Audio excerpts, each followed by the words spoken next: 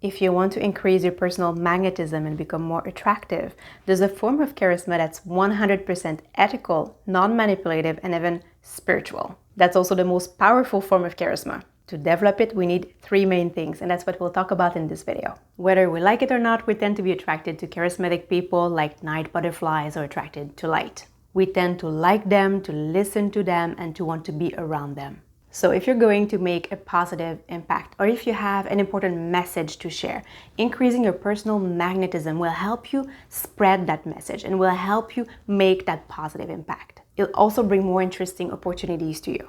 But first, what is charisma? The Cambridge Dictionary defines charisma as a special power that some people have naturally that makes them able to influence other people and attract their attention and admiration. This definition makes charisma sound a bit manipulative, and that's because it's based on ego. Charisma doesn't have to be manipulative or selfish. It can be for the highest good of all, and it can be developed. So let's see the three main ingredients we need to cultivate it. It'll be based on the book The Charisma Myth, but we'll go deeper. We'll go below the surface, below the more egoic level, and see how we can become more attractive from a more loving and even spiritual perspective. The first ingredient is power, authentic power. Gary Zukav, who's a spiritual teacher and also the author of The Seat of the Soul and The Universal Human, says that authentic power is the alignment of your personality with the highest aspect of yourself or your soul. He says, the soul is the part of you that is immortal, and it's the part of you that has the intentions of harmony, cooperation, sharing, and reverence for life. To step into your personal power, you must align your personality or your persona or the character you play in this 3D game with your soul, which is loving. Gary Zukav says, creating authentic power is developing the ability to distinguish between love and fear within yourself and then choosing love, acting from a place of love, no matter what's happening inside of you and no matter what's happening outside of you. So that's the first way to develop authentic power. It's about choosing love, being loving to ourselves, being loving to others, and also, for example, choosing to do what you love despite the fear of failure. There's also Eckhart Tolle who talks about personal power in a video. He says, there's a source of power within you that transcends the person or the personality, like Gary Zukav calls it. It is not egoic power over somebody. It's one with the power of the universe where all life arises. According to him, to cultivate this inner power, you must take your attention beyond the thinking mind and then realize that you're the presence behind the thinking mind. That aware presence is where power resides. That's been my personal experience. Through the practice of meditation, I went from having very low self-esteem after being bullied in high school to feeling sort of strong, solid inside. When you connect with this aspect of yourself, this awareness behind the personality, usually through meditation, true self-confidence and self-love naturally emerge and give you authentic personal power. And the third element to cultivate authentic personal power is integrity.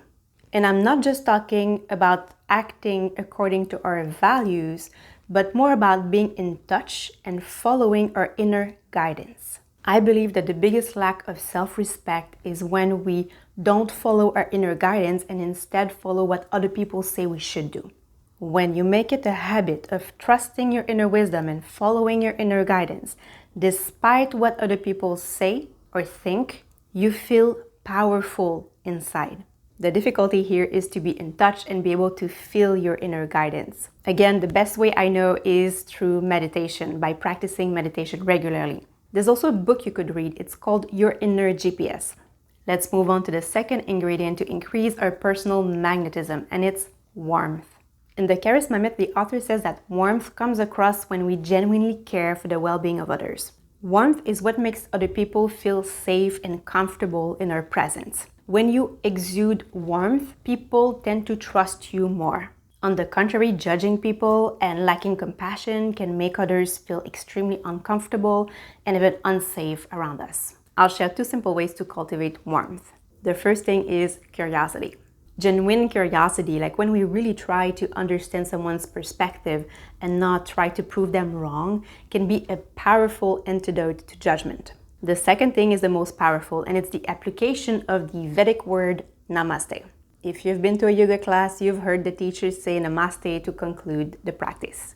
Namaste translates to the divine in me bows to the divine in you. Warmth naturally shines through when we can see people for the truth of who they are, for their essence, behind their personality. We are all made of that same essence, and that's exactly what the word Namaste means. And this understanding that everything is interconnected and made of the same stuff is what leads to compassion. And compassion is perhaps the most important ingredient to warmth. So when you talk to someone, perhaps you can think in your mind, Namaste, just to remind yourself to see them for the truth of who they are. And the third ingredient of charisma is presence. I've read somewhere, and I completely agree with it, that the quality of our presence when we spend time with someone is more important than the amount of time we spend with that person. Everyone has the innate desire to be seen. You can make someone feel seen and appreciated by having a loving and attentive presence. And note that we can't fake presence. People can sense our lack of attention even at a subconscious level.